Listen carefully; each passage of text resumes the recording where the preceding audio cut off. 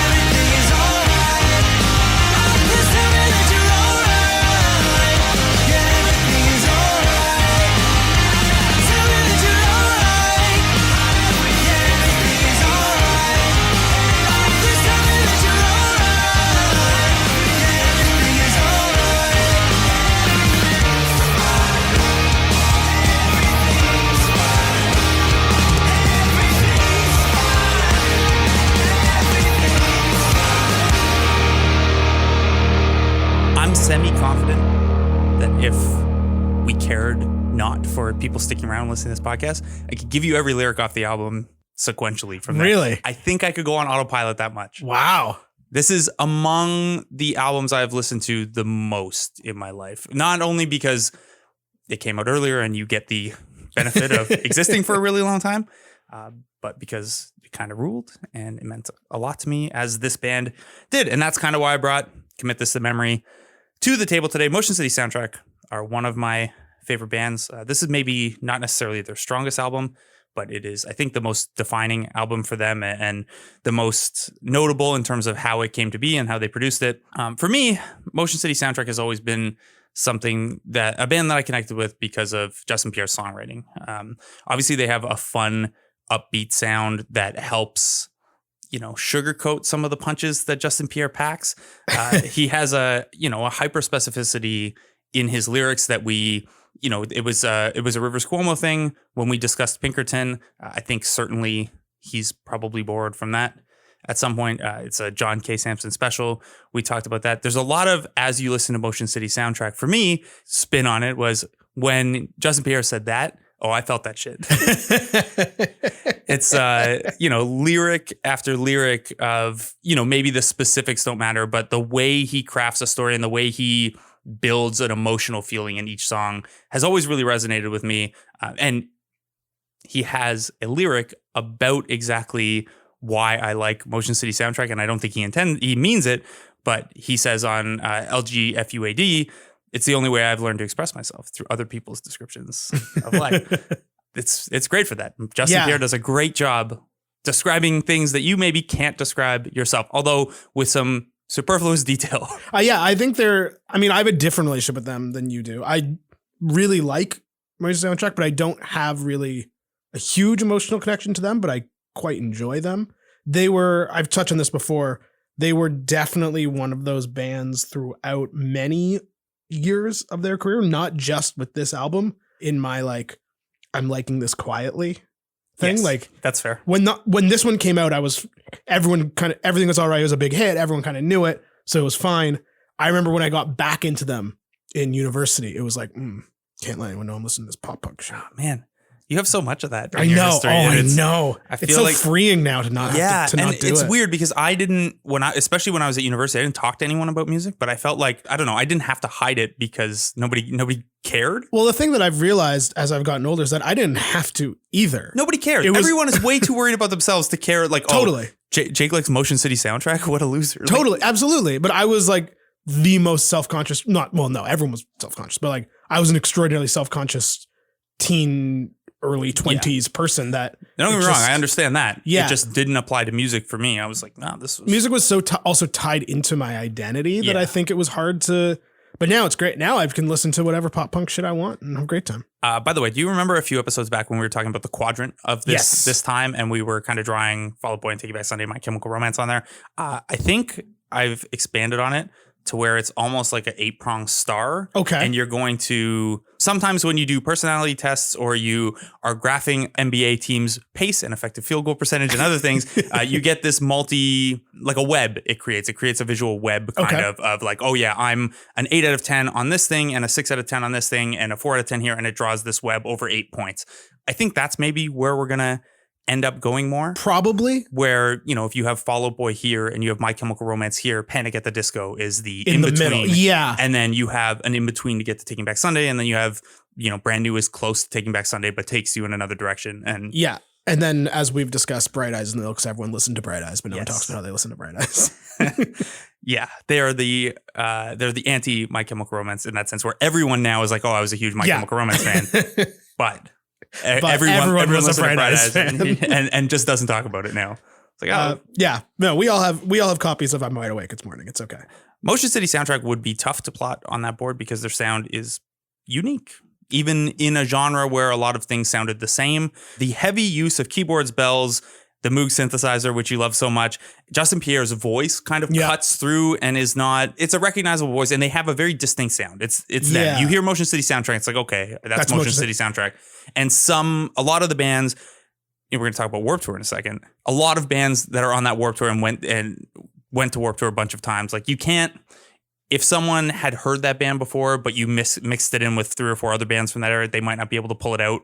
Yeah. Motion City Soundtrack, you're pulling out. You're like, that's Motion City Soundtrack. As we're talking about, John K. Sampson with his influence on Justin Pierre and last week we were talking about the Weaker Than's influence lyrically on so many bands that we listen to today.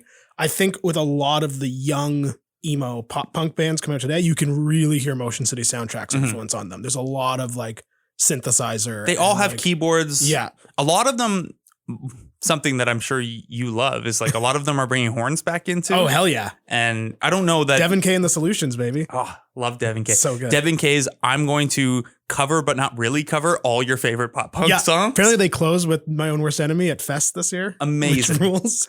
But one of the first songs I learned to play on the guitar. Really? Yeah. That kicks ass. I only learned 6 or 7 songs. But I think you hear the synthesis, you listen to a band like Telethon today, who I think are great. but you can hear a lot of that like Motion City Soundtrack style in their music. And I think that's becoming like, it's funny to me how they're a band that never quite reached that like Fall Out Boy, My Chemical Romance success apex, but have way more of an influence on the current emo pop punk scene. Now, recognizing that Kevin Lyman sucks, and we know that now, Warped Tour was huge. Yes. And for this genre and this scene, multiple genres really, but this scene. And I think a way to describe that Motion City Soundtrack never really broke through but were influential is that they played Warped Tour 10 years. Jesus. They never got too big for Warped Tour. Right. But they were around and playing with all these other bands and clearly having some influence. Before we get into the meat of this podcast, there are 4 bands that played Warped Tour more years than Motion City Soundtrack. Wow. Can you get any of them? No FX? No. One of them is a really Jake band. Like early Jake. Early Jake. Not Green Day. No. No, they only played like once or twice. Think a little more ska. I was thinking like, it's not Real Big Fish. Real Big Fish played 11. What? Really? Yes. Wow. There's another Jake connection to one of them, but you'll hate that I made it. Oh, Less than Jake. oh okay. That makes sense. They scream Warped Tour. They are tied for the record with 13 both appearances. Both ska so far. Yes. The other 2 are not ska. Oh, well, then who cares? Anti-Flag had 11. Ugh. Simple Plan had 13. Really? Simple Plan tied with Less Than Jake for the most with 13. And then Motion City Soundtrack's in 5th with 10. For some reason, I feel like Simple Plan would have left Warped Tour scene behind like way. I wonder if they maybe only had that bigger success in Canada. That's true. Like they had a little bit of the Tragically Hip thing where it's But like, they're oh, like you're huge here, but they're like, I know like that first record is very much like Warped Tour pop, but like they're like a pop band in the later parts of their career. So anyway, those are but I feel like Life's a Motion City Nightmare, Soundtrack playing Just a Warped Tour Kid. 10 different years is like it's a pretty good signpost of I'm going to be honest. That sounds like a fucking nightmare. it sounds well, especially with everything we know now about well, yeah. I mean, that Warped Tour was aside, not the best. Let me take you back to one of their Warped Tour years. It's 2005. It's the summer. I've just lost a ton of weight the year before, and I think I'm cool now. I have a labret piercing and a faux hawk. My friend Jeff and 2 others, we go to Warped Tour in Barrie. It was cool, mostly cool. Lost my labret during Motion City Soundtrack's set. Not a pit-heavy performance for Motion City Soundtrack. No. At one point, I got knocked in the mouth, and I looked after, and my labret piercing was gone. Do you know where? No, I just got a new one. Okay. Yeah, it's just there was a hole in my face for that day. I didn't have a beard at that point. So that is one connection I have to Motion City Soundtrack. We got a flat tire as we were leaving that day too, and everyone was like super mad at us. We're like on the side because of we the were road. holding up everyone. Yeah, and because it happened like pretty close outside of Molson Park, and everyone was pretty mad at us. It's one of 2 times that I've got a flat, and everyone was really mad at me at outside of a concert. When I saw, we had talked about in the Weezer episode, I saw Blink with Weezer and Taking Back Sunday. Right. My friend Dave had driven us all down in his minivan from Cambridge for that one, and his minivan broke down like in the amphitheater parking lot, and we were like holding people up, and people were very mad. Oh my god. And at one point I like started getting mad, and I was like, what, like, do you think we want to be broken down here? These are all like scenes out of a Cameron Crowe movie or it's something. really bad. The 2005 Warped Tour one, leaving and getting the flat was yeah, it sucked. It's a bummer. Yeah. And I was so sad. I had lost my face piercing. I was trying to be cool and come up with some sort of personality. But now I have this connection to Motion, one of several connections to Motion City Soundtrack, who we'll talk about after this.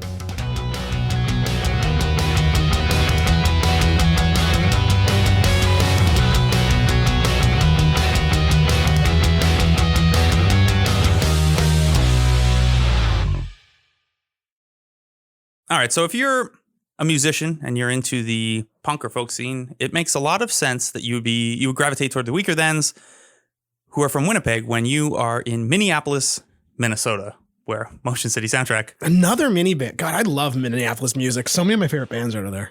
1997, Justin Pierre and guitarist Joshua Kane create Motion City Soundtrack. Shortly after, they add Matthew Taylor, Tony Thaxton, and Jesse Johnson. Basically, the band is formed from late 2001 and has almost entirely stayed together. Motion City Soundtrack have taken breaks. They've broken up at some point, but whenever they've been playing, it's mostly been this group of 5.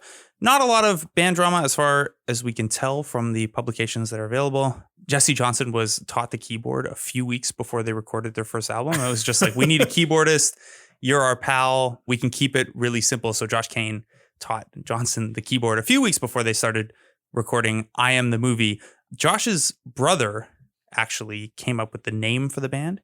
Also came up with the name for the album, I Am the Movie, which, to pull back the curtain here, one of my favorite ideas when we were brainstorming names for this podcast was I Am the Podcast. That was a good one. As a ripoff of I Am the Movie. That almost made it. It did. I think it made the final 5, right? Yeah. That we voted on and then didn't pick from. None of those 5 are the name we came up with. Because we got to go with Columbia House Party. Because Blake just came up with it off the top of his head one day. Yeah. They also shot the video for My Favorite Accident at Josh's brother's house. This is all per Emmy Magazine in an interview from 2004. Basically, Josh's brother had a whole thing. He's just, I guess he's just hanging out. He's like, hey, why don't you guys call yourself this? Hey, I feel call like the album that. I feel like the unique keyboard sound that worked way better than Yellow Card's unique violin sound. Although when Ocean Avenue hits and you're stopped at a red light, you can get an accident playing that fit. Look, from the East Coast, man. If we could get a fiddle on a track. Yeah, fair enough. Ashley McIsaac. Let's bring Ashley McIsaac back from that much Ashley music McIsaac, era. come on, Columbia House Party. Yeah. So Motion City had released a 7-inch and a couple EPs. They tried to self-record and failed. They hooked up with Ed Rose for $6,000 over 10 days. Wow. Recorded I Am the Movie. Justin Pierre told Vice in 2014 that at this point, his alcoholism, which is a consistent piece of his storytelling and his songwriting and the band's history, his alcoholism had already started at that point, but he did a good job of masking it by being either very hyper or hiding it from cameras. There was an I Am the Movie documentary they released way after the fact. One of the quotes from within is, "These guys are idiots and it must be magic. I don't know how they got anything done." Justin Pierre's alcoholism was bad enough, and I guess because he was the lead singer and had created the band or whatever, to release that album, they pried open floppy disks and put the CDs in the floppy disk and like sold those out of the back of the van and at shows and stuff. He did not help. He said, "I had other things to do, like get drunk and fall down." Despite the challenges of Pierre's behavior and their general, not immaturity, but they were young. They were on a tight budget and a tight time frame. They produced a pretty good album in I Am the Movie, including this track, The Future Freaks Me Out.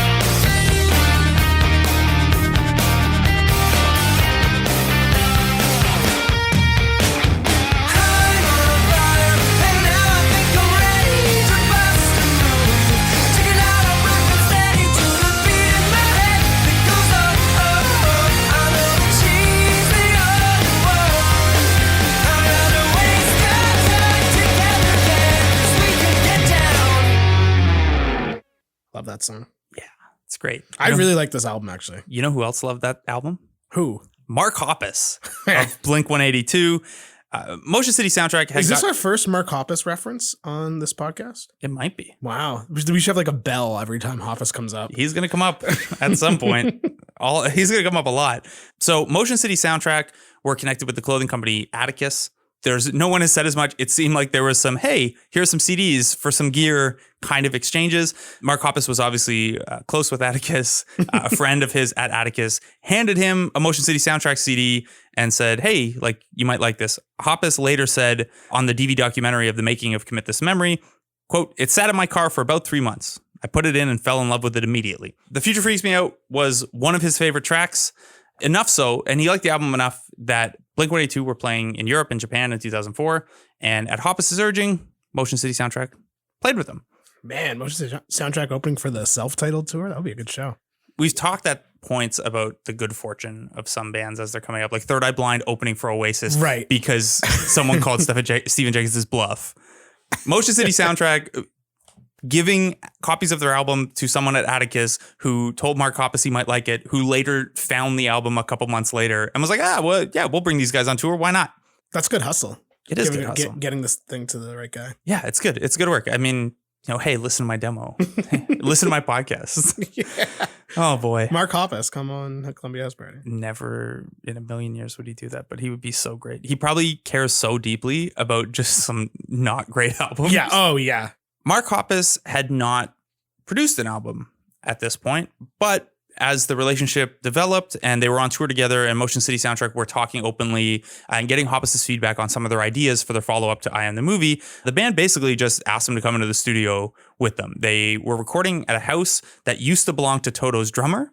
Sure. It was a 2-bedroom house with 6 guys. They spent all day there recording and then they would stay there at night. Mark Hoppus was basically like, there's a documentary of the making of this album. I'm assuming Mark Hoppus didn't stay. He did not. He drove home at night. Yeah. He was amazed at the fact that they could spend that much time together. At that point, he was probably amazed that, bandmates could like each other. Yeah. I do love this idea that Mark Hoppus is like taking this band under his wing, producing their record, but not going to put them up anywhere with all of his money. No, just you guys can stay in cramped quarters. I'm going home to my mansion. In an interview with Epitaph in 2005, Motion City Soundtrack said that the neighbors called the cops on them regularly because of the noise recording.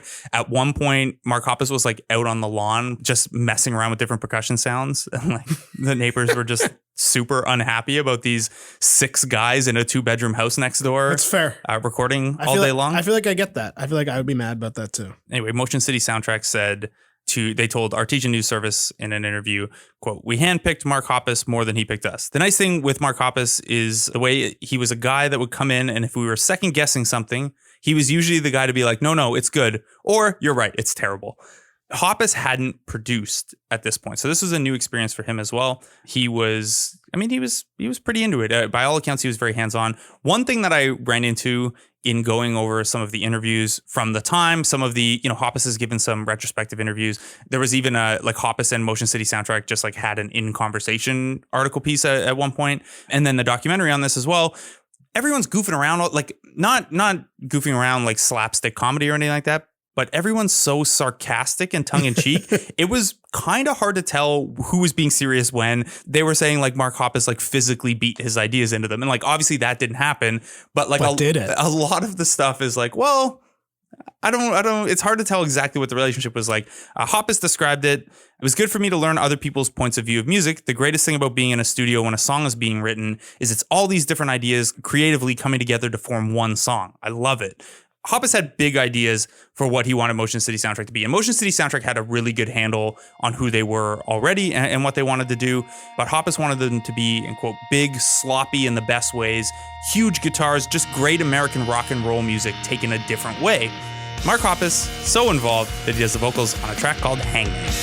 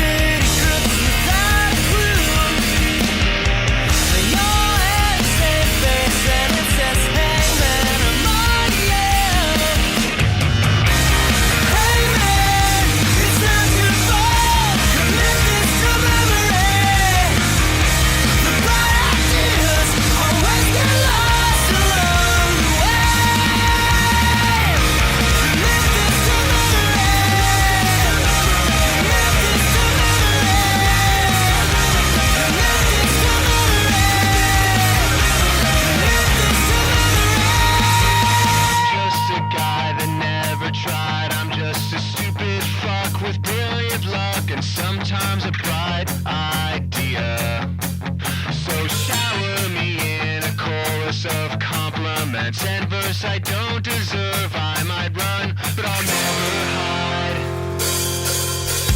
Hey, that's not right, you can't complain. Everything's gonna be just fine. So the flags you died in line. Memory serves, they mark my words. This kid's come past me if you can. Everywhere.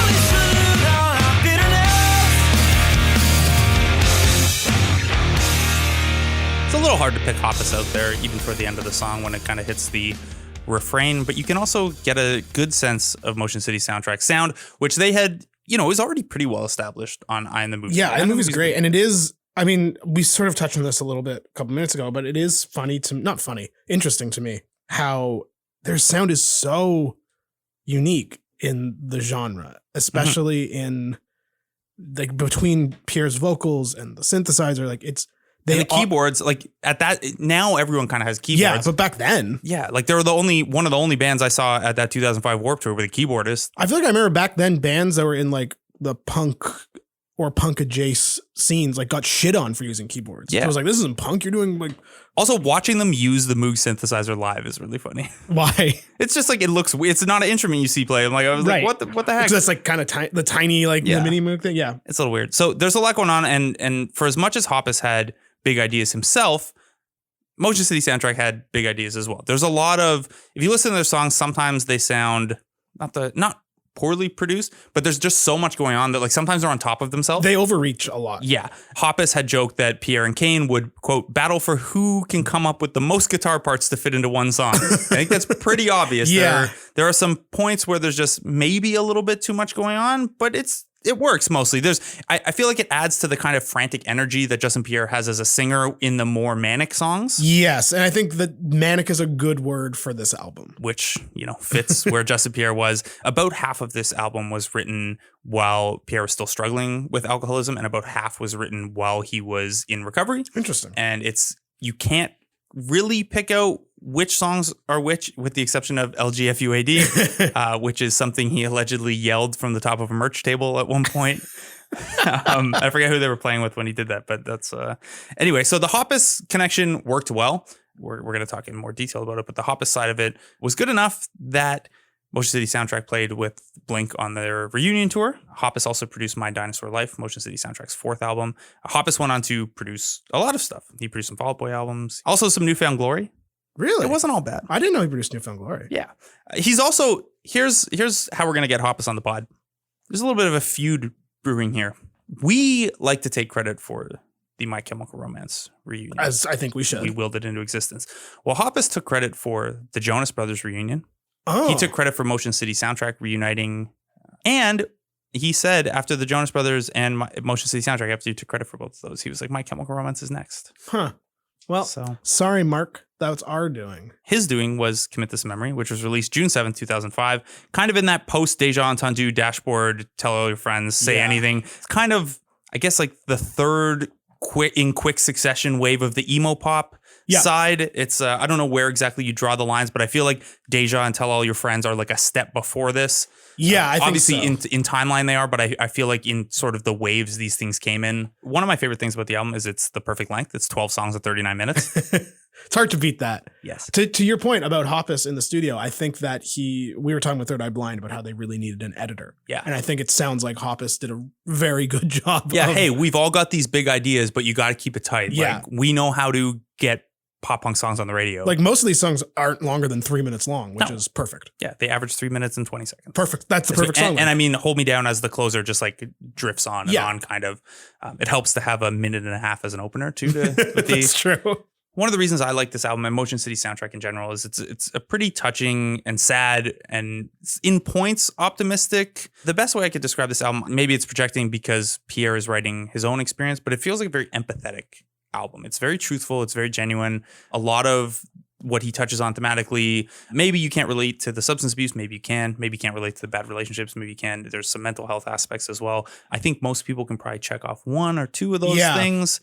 So I don't know. It felt like there was an understanding in the lyrical content and the softness of his delivery at the key emotional points of his song. And a lot of these songs are manic, but there are soft points, and he hits those really, really well. And I think the contrast of, hey, we're having fun and we're a little manic about this, but the content isn't, the most upbeat. I think it just works really well together in terms of an accessible album that you can emotionally connect with. Whereas we've talked about some accessible albums where you in particular don't have an emotional connection to. Yeah. I mean, like I don't have an emotional connection to this album, but I agree with you that I think that the songs that hit those specific emotional moments definitely, the way he sings about the themes specifically and the type of his lyrics, I think lend them to be very accessible. Yeah. This kind of thing. And like Everything Is All Right is just kind of him like going through this OCD spin cycle of like, I'm stressed and I just can't stop doing stuff and I can't sit still. He told Pure Grain Audio in 2015, looking back on it,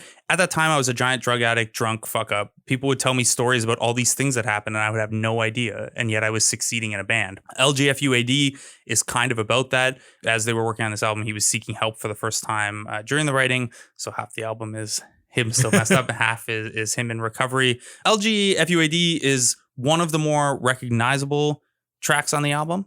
Let's get fucked up and die. I'm speaking figuratively, of course, like the last time that I committed suicide, social suicide. Yeah, so I'm already dead on the inside, but I can still pretend with my memories and photographs I've learned to love the lie. I wanna know what it's like to be awkward and innocent, not belligerent. I wanna know how it feels to be useful and pertinent and have common sense, yeah. Let me into the club 'cause I wanna belong and I need to get strong, and if memory serves, I'm addicted to words and they're useless. In this department, let's get fucked up and die.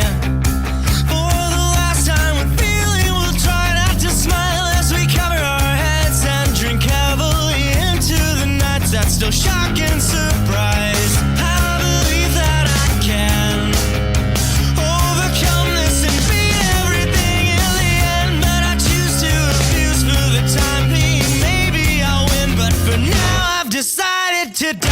Mr. Soldier, you've been such a positive influence on my mental frame. If I could ever repay you, I would, but I'm hard up for cash and my memory lacks initiative.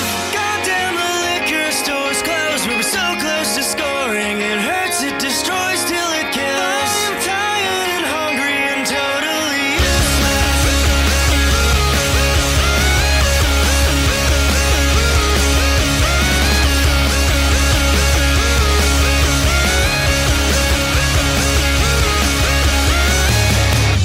In this department, Great song. Great song. I didn't love it initially. I felt the main "Let's Get Fucked Up and Die" part and some of the like more heavy-handed metaphor to just like be a little much. But then when you really get into it, this is like lyrically, this is a really relatable song. Like there's a lot going on within the context of this song where it's not even, other than the "Let's Get Fucked Up and Die" part, it's not at all clear. Well, there's a liquor store, like a goddamn the liquor store's closed at the end too, but it's not immediately clear that that's what this is about. This No. could be about a lot of things you could be going through. And I feel like that, not generic, it's not generic, but you know, that's... I'm curious It's also open. as to whether this song has been unfairly misinterpreted by fan bases as well. Because like it is a rallying cry in a way of saying, let's get fucked up and die. And then even though it's a very sad song about alcoholism Yeah. and addiction, I feel like it's probably a song that people are like, yeah, fuck yeah, let's get fucked up and die. Yeah. And the back and forth of like, I've got it figured out or I can accept this, but actually I'm still a piece of garbage. Yeah. It's a lot. And It's that, yeah. it's a heavy song for a really light, more acoustic-y than anything else on the album. It stands out a lot as you're listening to the album. Like it almost, and I think that serves a purpose, that it sounds a little different than the rest of the think songs. so too. And I think I agree with your point too, that like this song did not do a lot for me in 2005, 2006. And now I'm like, oh, it's a great song. It took me a long time to appreciate this one, I think. This album has a lot of good tracks, I feel. I don't like Attractive Today as an opener Really? very much. I love a quick little opener. I do, you know, back to my batting order sequencing, put your fastest guy in the leadoff spot. Of course. Get those stolen bases. If you listen to I Am the Movie, obviously you don't have to listen to albums in order. Everything Is All Right builds off the final track of I Am the Movie really well. Okay. Everything Is All Right is also like the tone setter for the album. Like you get the idea of what this album is about and what the sound is immediately off of Everything Is All Right. It's also just, it's a kick-ass song. You can see why it's the lead single. Yes. Like it's one of those songs where we've talked before about bands like don't have quote unquote a single on the record. Like I don't think Reconstruction Night has a single. Right. Everything Is All Right is your single. Maybe not the best track on the album, though. There are a lot of really good tracks. The top middle of this, like when you go Resolution, Feel Like Rain, and Make Out Kids, you're kind of going up and down a little bit. And I feel like it's lulling you to LGFUAD. And then the last couple songs are like really emotionally packed songs. And I like that sequencing of like, hey, we're having a little bit of fun. Everything's going to be all right. We're going to play around with some relationship stuff. When You're Around is a really weird kind of love song, and I like it so much. It's very much a song to me anyway, and maybe I've read it incorrectly my whole life, but to me it's very much a song out of 2006 pop punk. Yes, it does. And I don't even mean that necessarily in a problematic way. It's just like lyrical content, sound. It's like, oh yeah, I know exactly how old I was when I first heard this song. Yeah, Resolution's kind of similar. Like I've always thought of Resolution as like it's the anti-Josie. Yeah. Whereas Blink-182 is like, this girl's amazing. Why is she doing all this awesome stuff for me? And then the Resolution is kind of like, that's cool, but here's why Josie why. actually sucks to live through. Yeah. When You're Around it's one of my favorite tracks on the album. Yeah. I don't know if it's my favorite, but it's right there. No, I don't think it's right my in the favorite mix. either. We're not going to do a whole ranking of the songs, but what is your favorite? I think Time Turned Fragile is my favorite. Okay. I'm not like this with every band, but with most of the soundtrack, my favorite songs of them tend to be their faster, punkier ones, and I feel like that's probably the fastest, punkiest one on this record. Yeah, they kind of sandwich LGFUAD with that and Better Open the Door, with are both two of the faster, punkier songs, and probably could have been singles for sure on their own if there were going to be more singles off this. The biggest thing that stuck out to me re-listening to this a lot is there really aren't weak spots. No, it's a really solid record. Yeah, I it's think really deep. And that's again the benefit of it being short too. Yeah. Is you're not going to hit those lulls. Better Open the Door and Together We'll Bring in the New Year have never done a ton for me. I don't think they're bad songs by any means, but that they're definitely like if I was skipping through, they're the two I skip the most, I think. I have seen the argument that Hangman should close the album. It is kind of powerful toward the end. Yeah. It's got the Hoppus vocals. You know, it has the my favorite movie trope of, oh, they said the name of the album. Like Commit This to Memory is not a song title.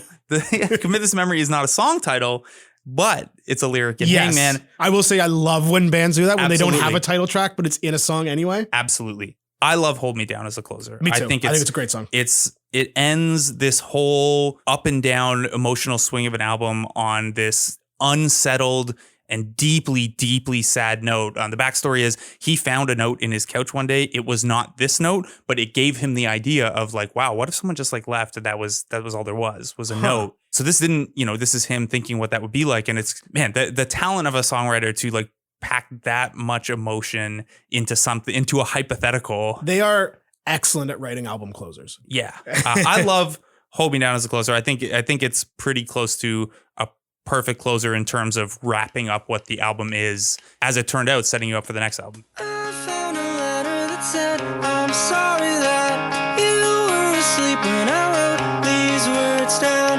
You'd think I ought to be used to that by now. Save for a few of those late night episodes, missed opportunities, and I don't care. There's not a lot that I feel obliged to share or talk about.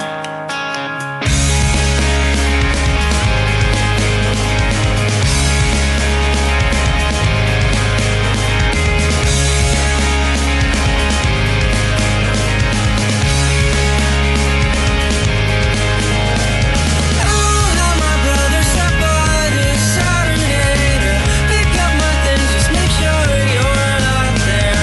This may sound bad and don't take it the wrong way. I love you, however. You hold me down. You hold me down. You hold me down. You hold me down.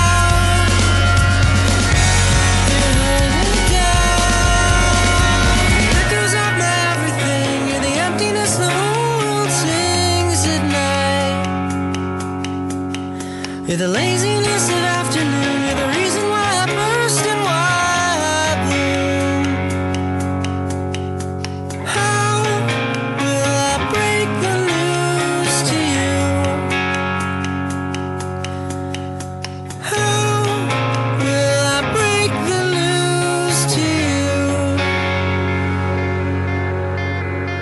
I think it's really interesting that you said that you feel that it sort of like sums up what the album's about. And I find that is very interesting with bands and albums that are not concept albums, Right. which we've talked about a couple on this show. This is not a concept record, but I do think it's interesting that he was able to write sort of a summation or a concluding paragraph, whatever you want to call it, with this song that's like, it could work as the closer of a concept album in, air quotes, but it's not. But it still sums up what it's about and what he's trying to say and get across. Had this album been structured a little differently, like say you took a lot of the themes, and like there's obviously a lot about relationships and the effect that alcoholism or drug abuse can have on a relationship, you could probably pull those things apart in like machete order, like Star Wars, and put them sequentially, and Hold Me Down would still be the closer. And I think that's why it works so well, is like you get, even if it's not telling one cohesive story, it gives you...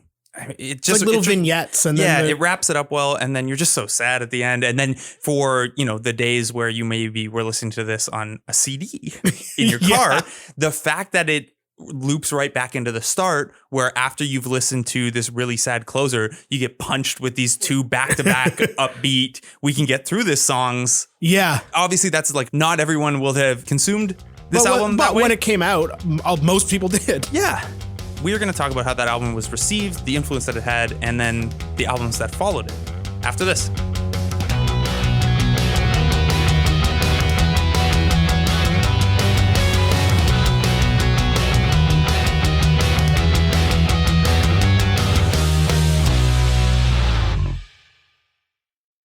So Commit This to Memory is one of 6 albums that Motion City Soundtrack ended up producing. It is Justin Pierre's favorite Motion City Soundtrack album.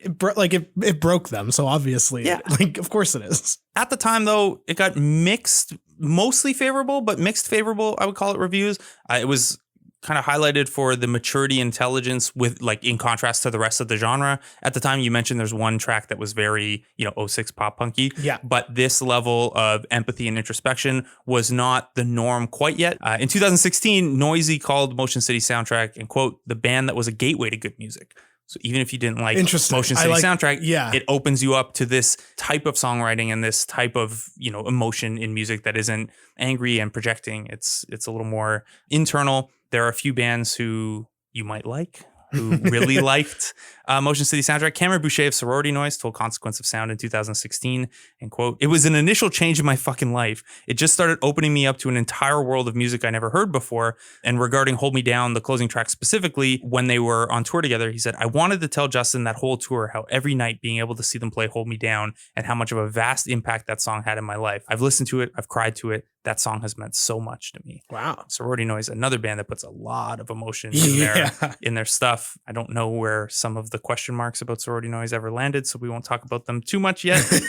Jay Gould of Modern Baseball and Slaughter Beach Dog directly references Future Freaks Me Out on Redo. He says it's one of the biggest influences from that record specifically was Time Turned Fragile, which you said was one of your favorite. Guys named Jake just love Time Turns Fragile. He continues, that was one of the first songs that I must have heard that didn't really have a chorus. It just had all these really intense verses where he's saying a lot of random things that have happened, which I totally jacked from them. Like in Redo, where he references the Future Freaks Me Out. I want to start from the top. Maybe like a do-over. Replace the voices in my head with blind innocence.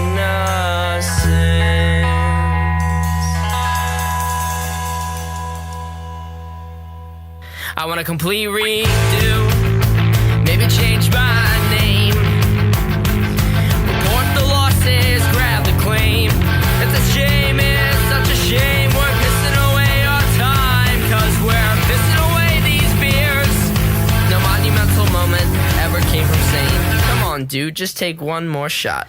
Try to forget that your bones will dismantle and the dreams you had, they'll collide with time.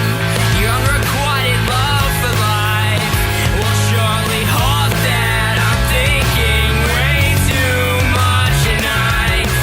Maybe I could just move away or go extinct like Triceratops. But I love watching movies, sitting back in and also breathing. My family and friends would be crushed, but is it enough? Oh, the future freaks me out, but I guess I could just curl up in a ball and try to forget that your bones will dismantle and the dreams you had, they'll collide with time. Your unrequited love for life will surely halt that. I'm thinking way too much tonight. Josh Martin of Wonder Years also said that Motion City Soundtrack made him want to start a band. He said, they're a seminal band for a lot of punk bands, trying to play music with substance that's insightful and passionate. I realize it now in sound of a lot of bands. I don't think I realized how monumental they were to a lot of bands. Yeah, we've touched a couple times on how as this pop punk and emo pop, however you want to qualify it, was happening in the early to mid 2000s. You know, there were different streamlines where, okay, over here we still have really, problematic in 2019 lyrical content. Here we're being really sarcastic about that we're bad. Here, we're starting to get into, maybe we're the problem. And there are kind of a couple different ways it goes. And I feel like, the stuff that I really like now follows the Motion City Soundtrack, if not sound thread, the kind of emotional thread of the introspection and the embracing your own issues and problems and talking about them. Yeah, and speaking about that openly. And it's something we talked a lot about, how My Chemical Romance and the reaction to My Chemical Romance more than anything pushed that conversation. Well, now that's a standard part of songwriting. Yeah, it seems so silly. It seems so silly that was ever a controversy. Yeah, and it's cool for me because Motion City Soundtrack meant a ton to me. I had no idea it meant so much to a lot of bands that I really like now. It was not, the most successful album. It debuted at number 72 on the Billboard 200. It hit number 2 on the indie albums chart. At last update, it had sold roughly 500,000 copies. So one of the least successful commercially albums that we've discussed on this podcast so far won't be the least successful. We'll get into some albums. Give me 2 weeks. Yeah. So in the aftermath of Commit This to Memory, Mark Hoppus becomes a fairly legitimate producer, continues on with Blink-182 and Boxcar Racer and Plus 44 and reasonably successful career. Yeah, he's been all right. He won't come on the podcast and debate us about who brought. He went on 155. There's no reason. He went on 155. We could get him. We can get him. Yeah. We'll just tell him you don't have to talk about Blink-182. Talk about some of your other favorite albums. Plus 44. I like the Plus 44. I do too. Album. It's really When good. Your Heart Stops Being's a great tune. Yeah, it's good. They're better than Boxcar. Is my hot take for the day. Also, Plus 44 is just like what I imagine Blink would have sounded like if just Tom left. Yeah, and they had. I mean, I know that's what Boxcar was supposed to be, but I feel like Plus 44 found the stroke a little bit. I think so too. Also, probably unnecessary for those to be different bands. Yes, we don't need multiple off the side projects. Anyway, Motion City Soundtrack continued on. They made Even If It Kills Me in 2007. Hoppus was back to help produce My Dinosaur Life in 2010. They make Go in 2012. Panic Stations in 2015. In 2016, they announced a breakup. 2018. Justin Pierre reveals that maybe they're not broken up. I don't know, because he released a solo album called In the Drink that Kane assisted on the production on anyway. And it sounds a lot like what you would think a 7th Motion City Soundtrack album would have sounded like. There's a video for one of the songs where I think he's wearing a GoPro and it's just like looking at his face as he's like wandering around panicky. And it's like, yeah, this is a Motion City Soundtrack video. Seems in the vein. So Jake. Yes. As fond as I am of Commit This to Memory, and as much as I don't want to speak for you, but going back and listening to this, pretty solid album. Great right? album. Yeah. I talked in the My Chemical Romance episode about when my friend got married in Ottawa, and Cassie and Kramer and I drove to Ottawa, listening to pop punk the whole time. This was one of the albums we listened to. So it's definitely still in like the canon, the lexicon, the whatever you want to call it. Echelon? What is it? The Pantheon? The Pantheon, yes. Yeah. I don't know. Yeah, it's certainly for that moment, it's in the Pantheon. Yeah. However, we are both going to argue that while this album was their most important, it's not their best. And how it came to be with Hoppus and everything, and kind of the timing of when they broke through, it's the album we had to talk about for this episode. We couldn't really talk about the follow-up. It's neither of our favorite Motion City Soundtrack. Right? And I think we have different favorites. I think we do too, actually. Jake, let's talk about the album rankings for these 6 Motion City Soundtrack albums, only 4 of which the rankings really matter. Go and Panic Station, whatever order you want to put them through, I think are 5, 6. I'm going to be completely honest. Until about an hour ago, I forgot that Panic Stations even existed. I've never listened to it, which I'm going to put and from what I understand from fan reactions, it's probably at 6 regardless. I think it's Or actually 5. 5. I think it's better than Go. Yeah, Go would be my 5th. I know the band also doesn't like Go. Oh, really? Yeah, they said that they think that they like the songs. I think Justin Pierre described it. He likes the songs, but every time they play them live, the set hits a lull. Yeah. Like they just it doesn't. I found the album to be quite boring. Yeah. To listen to it. I found it disappointing, but I think it's the first 4 are really the ones. The fact that after Go and Panic Stations, they broke up and like part of it was like Pierre was just like, I'm gonna live a domestic life now. Yeah. And like that's you can kind of hear it on the record. Yeah, you can hear it happen.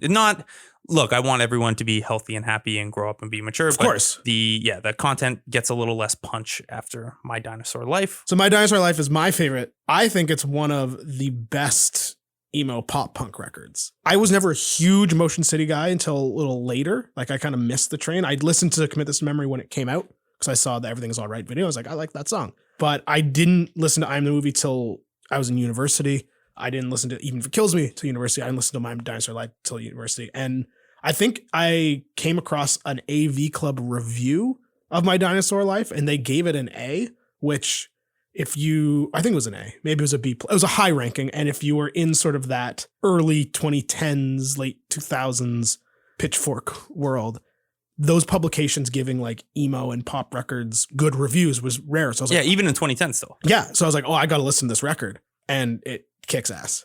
I'm very fond of this record also. I have a personal attachment to it. So around this time, I was living in Kitchener. I was post University of Queens. And this is before I had tried writing as a career.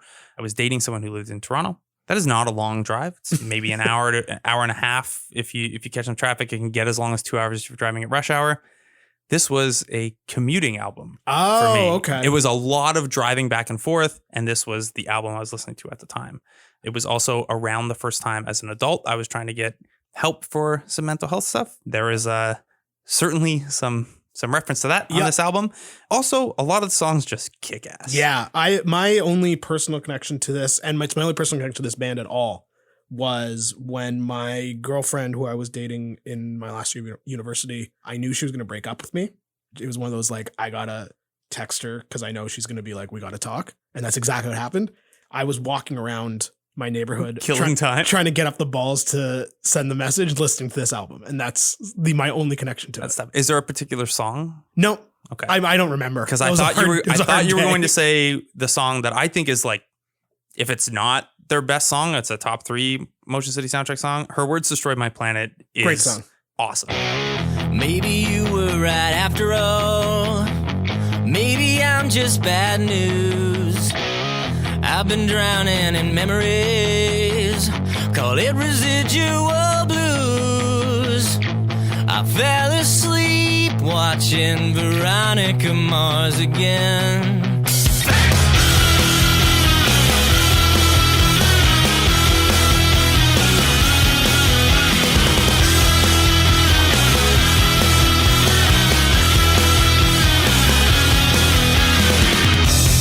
Fucks with that tourniquet. I tried to squeeze on your dreams. Slugging on, it's a perfect fit. What do you suppose that means?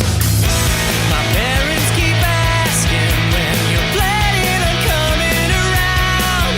If we'd only stay together, I might not have fallen apart. But the words you said destroyed my planet. That's all my default. If we'd only stay together, I might not have fallen apart. But the words you said destroyed my planet. I stole before I start. I stole before I start. Anything at all.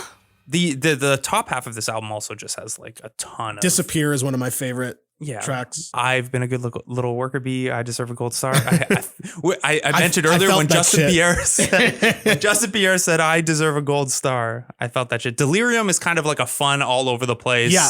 It's a little weird, but it's a fun song. To the point of what I sort of touched on earlier about album closers, I think The Weeknd's is one of their best songs because you are the sort of the MCS resident here.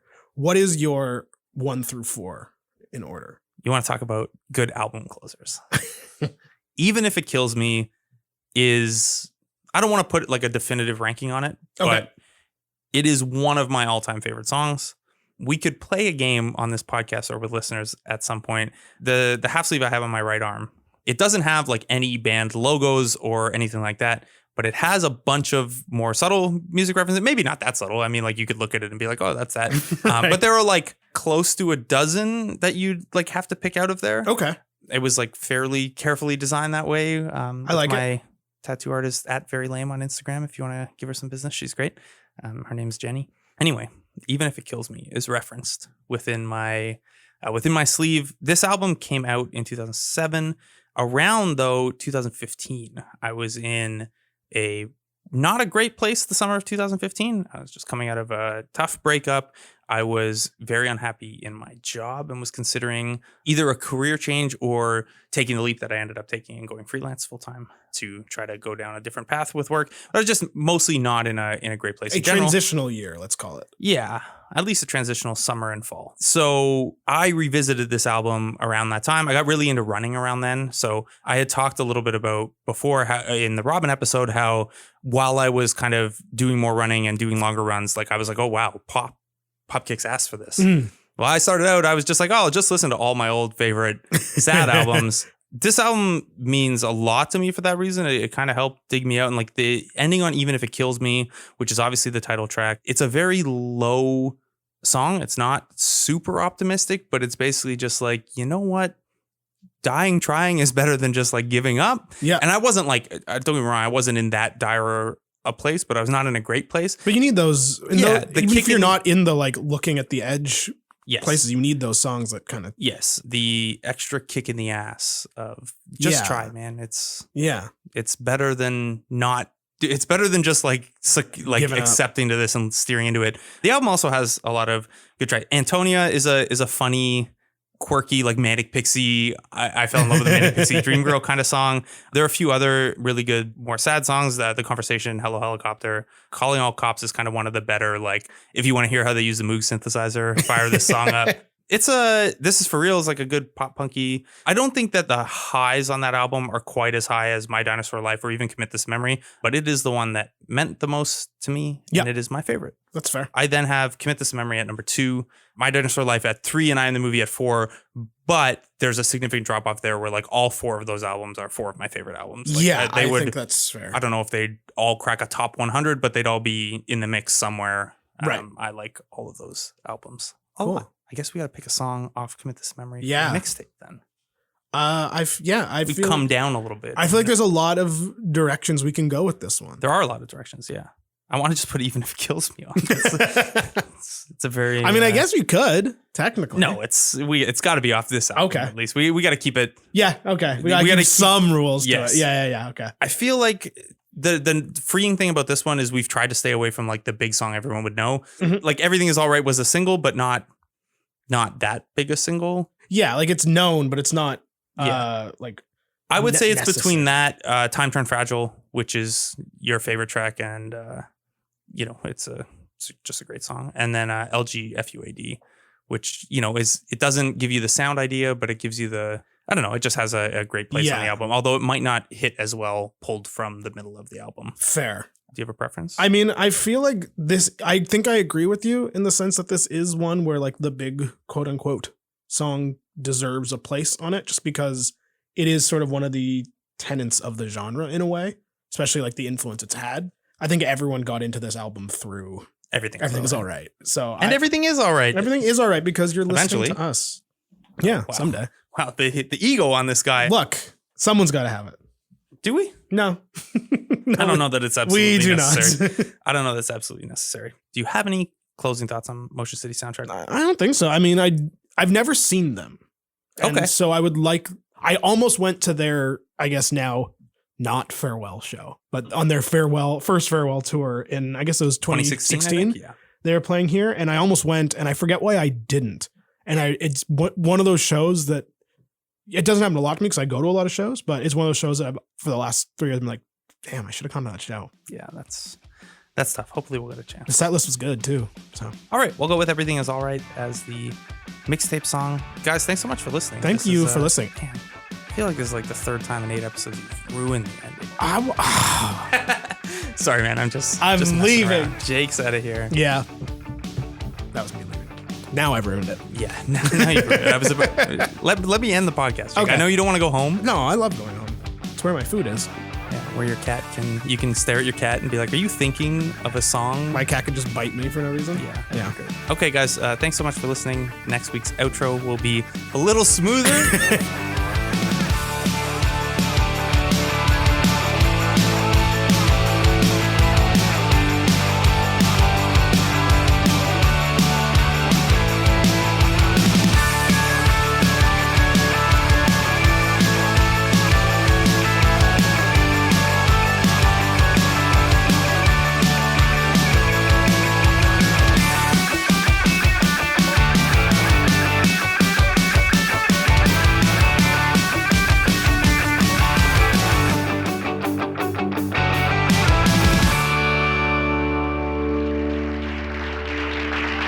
Hey, please try the fish.